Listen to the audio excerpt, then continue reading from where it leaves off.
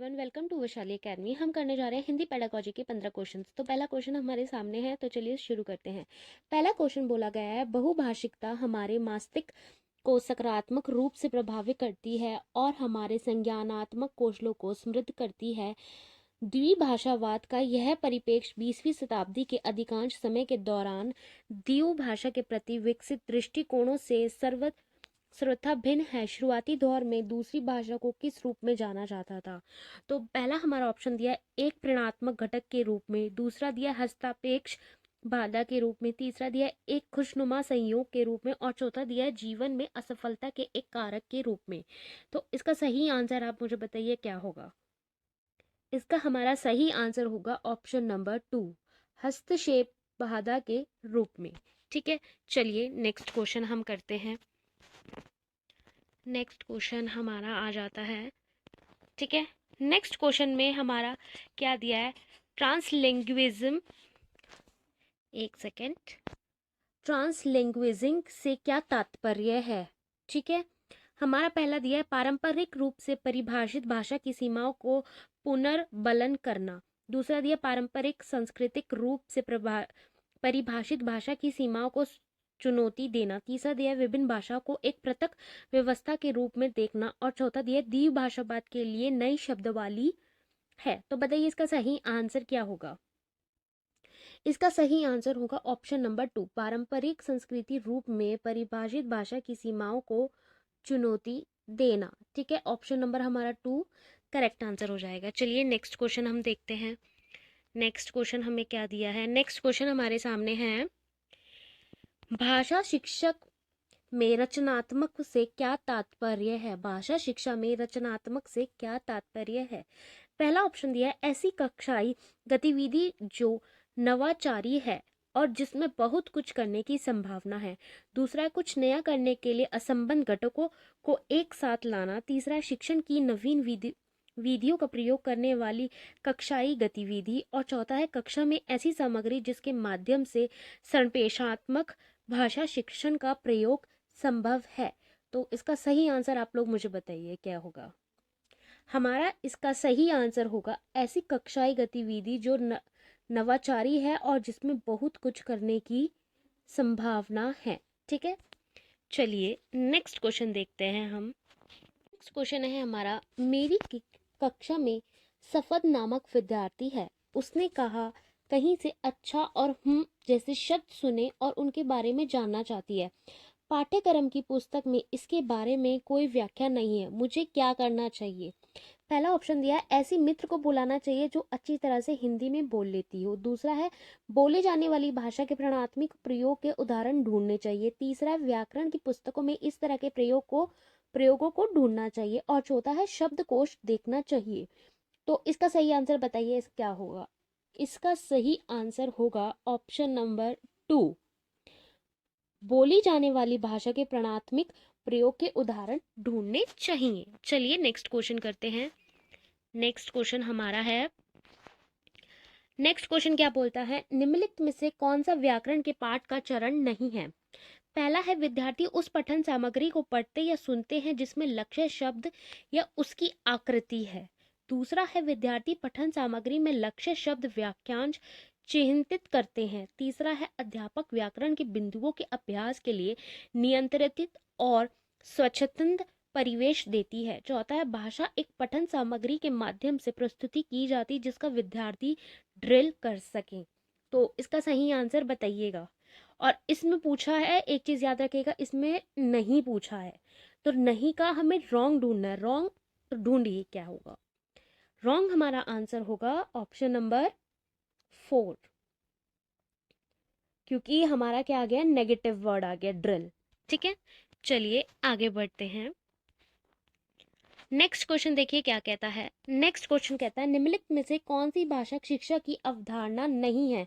Again हमसे क्या पूछा गया है? नहीं है। पहला है मृदित समृद्धि परिवेश, दूसरा है ध्वनिक, तीसरा है ध्वनि विज्ञान और चौथा है डिसलेक्सिया। तो बताइए कौन सा आंसर होगा? और भाषा शिक्षा की अवधारणा पूछी है, ये चीज याद रखिएगा। बताइए इसका आंसर क्या होगा? इसका आंसर होगा ध्वनिक। क्या होगा इसका आंसर? हमारा इसका आंसर होगा ध्वनिक। ठीक है, चलिए आगे बढ़ते हैं, नेक्स्ट क्वेश्चन देखिएगा। नेक्स्ट क्वेश्चन हमारे सामने क्या बोलता है, नोम चॉम्स्की के इस वाक्य पर ध्यान दीजिए। किसके? नोम चॉम्स्की के इस वाक्य पर ध्यान दीजिए। रंग रहित हरे विचार शांतिपूर्वक सोते हैं, यह किस तरह के वाक्य का उदाहरण है? पहला है व्याकरणिक दृष्टि से सही है पर पसंद नापसंद व्यक्त करता है। दूसरा, व्याकरण दृष्टि से सही बनावट है पर अर्थ की दृष्टि से नहीं है। तीसरा, शब्द के प्रयोग की दृष्टि से सही है पर ध्वनात्मक रूप से गलत है। चौथा है व्याकरण मूलक है पर तात्विकता की दृष्टि से सही नहीं है। तो बताइए इसका आंसर क्या होगा? इसका हमारा सही आंसर होगा व्याकरणिक दृष्टि से बनावट है पर अर्थ की दृष्टि से सही नहीं है, ऑप्शन नंबर 2। ठीक है, चलिए नेक्स्ट क्वेश्चन देखते हैं। नेक्स्ट क्वेश्चन हमें क्या दिया हुआ है? नेक्स्ट क्वेश्चन हमें दिया हुआ है परिणाम परिणाम परिणामत इसलिए इससे आगे और हालांकि किसके उदाहरण हैं? पहला है योजक उपकरण, दूसरा है संबद्धता, तीसरा है शब्द संपदा और चौथा है व्याकरण के क्षेत्र। तो बताइए इसका सही आंसर क्या होगा? इसका सही आंसर होगा योजक उपकरण। ठीक है, पहला ऑप्शन। चलिए आगे बढ़ते हैं। आगे हमें क्या दिया हुआ है, नेक्स्ट क्वेश्चन हम देखते हैं। नेक्स्ट क्वेश्चन देखिएगा, कक्षा में अध्यापक की भाषा के सही उदाहरण की पहचान करिए। पहला है तब बहुत से मिलकर बातचीत कर रहे थे, खुशनुमा कक्षा। दूसरा, समूह का एक द्वार स्मृति विचार दिमाग उड़ा देने वाला है। तीसरा, बोलना बंद करो नहीं तो बाद में तुम पछताओगे, तुम्हारे लिए बोलना अच्छा नहीं है। चौथा है कृपया समूह में बैठिए और यह जो चित्र आपको दिया गया है इस पर अनुच्छेद लिखिए। तो बताइए इसका सही आंसर क्या होगा? इसका सही आंसर होगा ऑप्शन नंबर 4। ठीक है, चलिए आगे बढ़ते हैं। नेक्स्ट क्वेश्चन देखिएगा। नेक्स्ट क्वेश्चन क्या कहता है, वाश भेक शब्द संबंधित है कि किस प्रकार के कोई जांच परीक्षण? पहला है कक्षा की शिक्षण सामग्री को प्रभावित करता है। दूसरा, शिक्षार्थियों की परीक्षाओं की तैयारी को प्रभावित करता है। तीसरा, शिक्षार्थी के समूचे जीवन पर प्रभाव डालता है और चौथा, भाषा विकास पर प्रभाव डालता है। तो सही आंसर बताइएगा इसका क्या है? इसका सही आंसर है कक्षा की शिक्षण सामग्री को प्रभावित करता है। ठीक है, चलिए आगे बढ़ते हैं। नेक्स्ट क्वेश्चन देखते हैं, हमारा नेक्स्ट क्वेश्चन क्या कहता है। नेक्स्ट क्वेश्चन हमारा कहता है विविध संदर्भों में स्वाभाविक विमर्श में शामिल किया हुआ संग्रह क्या है? पहला, पाठ्य पुस्तकों का संग्रह। दूसरा है पाठ्य सामग्रियों का बड़ा सा संग्रह और आंकड़ों का आधार। तीसरा है लेखों का विशाल संग्रह और चौथा है व्याकरणिक वाक्यों का संग्रह। तो बताइए इसका सही आंसर क्या है? इसका सही आंसर हमारा है ऑप्शन नंबर बी, पाठ्य सामग्रियों का बड़ा सा संग्रह और आंकड़ों को आधार। ठीक है, आंकड़ों का आधार। चलिए आगे बढ़ते हैं। नेक्स्ट क्वेश्चन देखिएगा।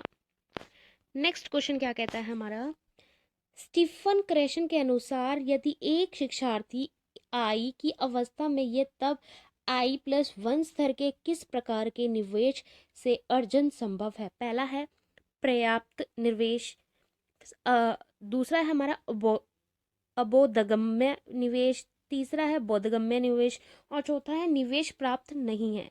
तो इसका सही आंसर बताइए क्या होगा? हमारा इसका सही आंसर होगा अबोधगम्य निवेश, ऑप्शन नंबर 2। ठीक है, चलिए आगे बढ़ते हैं। नेक्स्ट क्वेश्चन देखते हैं। नेक्स्ट क्वेश्चन है हमारा, भाषा अर्जन के बारे में क्या सही है?